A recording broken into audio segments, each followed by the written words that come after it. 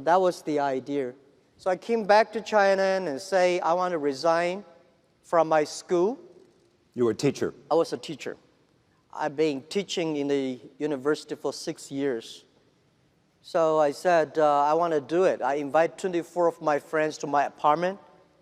After 2 hours of explaining what I'm going to do, internet, and 23 of them say, forget it. He said, this thing never worked because there's no such thing called internet in the world.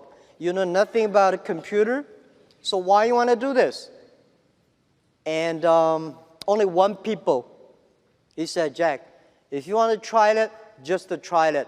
But if there's something wrong, just come back. And after a whole night thinking, I say, I still want to do it.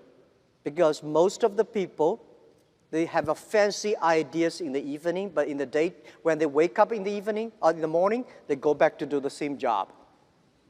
We have to do something different. So from there, problem is that we have to find a solution that how we can be a company can live and long and healthy as long as like a Mercedes-Benz and a Siemens.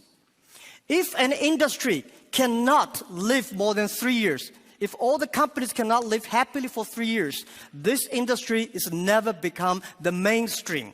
This industry can never become the D economy. So what we want to do is that how we can find this solution. The world is changing so fast. Most people don't realize what is IT, what is internet. We are moving very, very fast to data technology. IT technology and data technology, it's not the technology difference. It's the difference of people, the way people think, the way people deal with the world. We don't know what the world will look like in 30 years. And we don't know what the data will look like. But we are sure that the whole world in the next 30 years will be changed. If the first and the second innovation and technology revolution relieve or liberate the human strength, the physical strength, this revolution release and liberate the strength of a human brain, the innovation. The future world, we believe, will be connected, not by oil, not by other things, but by data. The future world, the business is C2B, not B2C. C2B is consumer to business, not business to consumer. Because you have a lot of data, because of the data, the manufacturer must do customized things. Otherwise, manufacture will be very difficult. In the future, all the manufacturers, they make the machines. The machines can not only produce the products, the machines must talk. The machine must think. And the machine is not going to be supported by oil, by electricity. The machine is going to be supported by data. The future world, business will not focusing on the size. Business will not focus on standardization and the power. They will focused on the flexibility, nimbleness, customization, and user friendliness. And also, I strongly believe the future world, we are going to have a lot of women leaders because in the future, people not only focus on the muscles, powers, they focus on wisdom, they focus on careness and responsibility.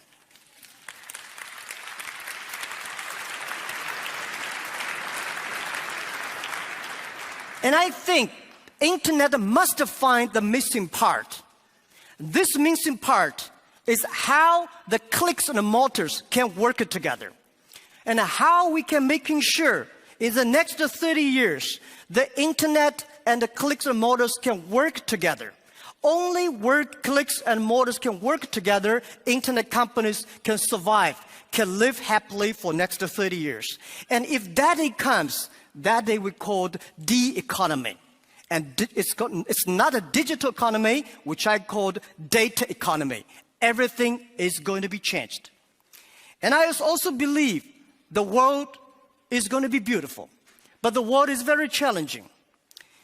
Apple may not be the future, but Apple tells us what the future will look like.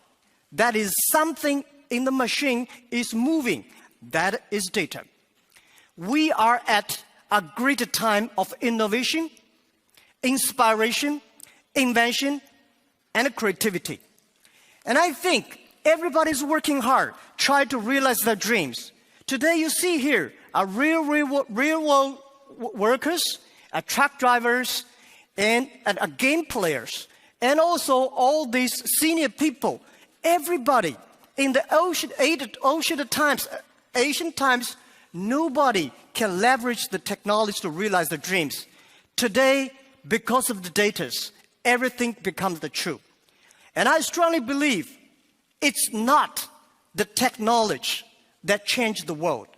It's the dreams behind the technology that changed the world.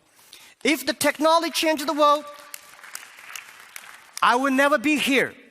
I'm not trained to be a technology. I know nothing about a computer, and I know very little about the internet. I have a strong dream that we want to help small business.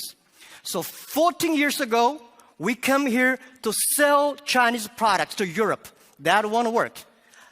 14 years later, we try to help the European small business to China, to the world, by using the internet.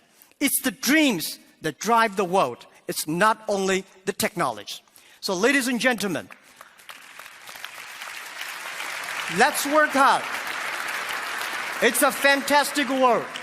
It's a world belongs to young people. It's a world belongs to the future. And thank you very, very much for listening.